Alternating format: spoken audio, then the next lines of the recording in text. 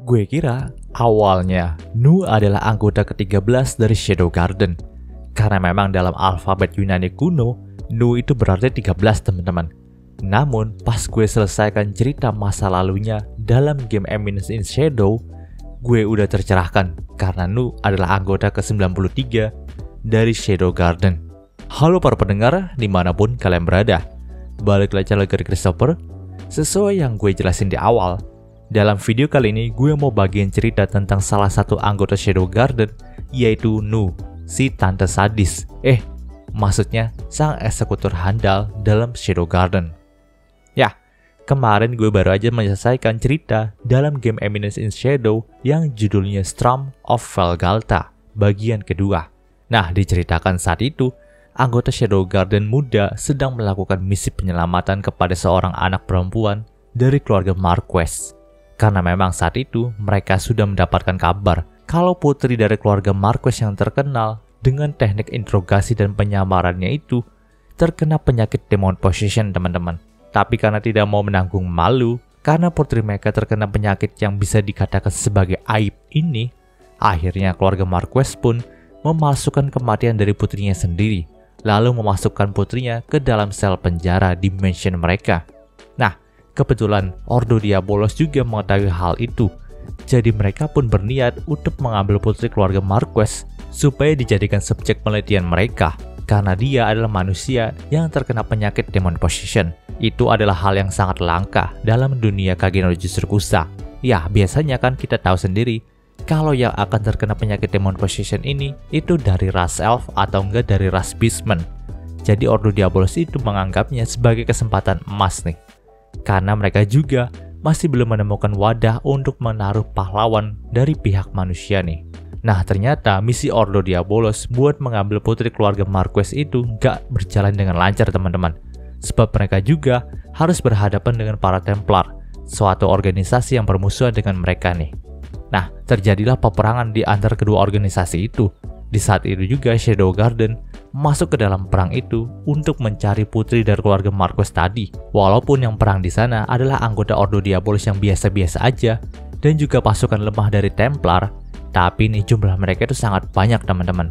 Maka dari itu Shadow Garden cukup kesusahan untuk menembus mereka semua. Bahkan dengan anggota lengkap dari Seven Sades sekalipun. Sampai-sampai mereka juga harus meminta bantuan Victoria dalam penyelamatan kali ini. Untung saja nggak ada korban jiwa dari misi penyelamatan mereka ini. Dan putri dari keluarga Marquess juga berhasil dibawa oleh Epsilon dan Alpha untuk disembuhkan. Pada awalnya mereka itu nggak tahu nih kalau orang yang mereka selamatkan ini adalah manusia biasa. Maka dari itu, Epsilon pun cukup heran kenapa penyembuhan dari anak ini berlangsung sangat lama. Padahal sebelumnya, dia hanya memerlukan waktu beberapa menit aja untuk mengendalikan demon possession dari gadis lain. Tapi kenapa yang satu ini berlangsung sangat lama? Nah, setelah 4 jam berlalu, penyembuhan dari putri keluarga Marquess tadi pun selesai, teman-teman. Dan dari situlah, si Epsilon pun tahu kalau yang diselamatkannya kali ini adalah manusia biasa, bukanlah gadis dari ras elf ataupun beastman. Ternyata nih si Alpha juga tidak memberitahu semua anggota lain kalau yang diselamatkan mereka kali ini adalah manusia biasa. Tentu semua Seven Sades lainnya pun terkejut nih, karena memang kan hampir semua anggota Shadow Garden itu berasal dari ras elf ataupun ras beastman. Mendengarkan hal itu, Alpha pun menegaskan kalau dia akan tetap memasukkan anak perempuan ini ke dalam Shadow Garden. Nantinya anak perempuan ini juga akan menjadi simbol adanya manusia dalam Shadow Garden. Itulah rencana pertama yang akan dia buat. Tetapi bila gadis ini memiliki jalan yang lain dan tidak bergabung bersama mereka di Shadow Garden, maka Alpha juga tidak akan menghalanginya. Nah, diketahui kalau putri dari keluarga Marquess ini bernama Nicoletta Marquess.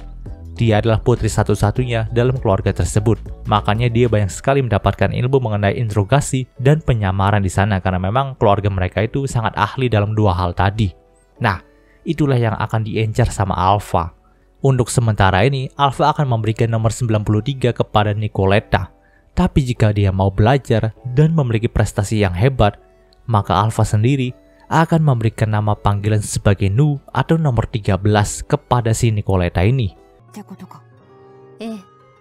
彼女が求める求めざるにかかわらず、将来のシャドウガーデンにおいてそのための立場と仕事を私たちは彼女に93番に与えることになる。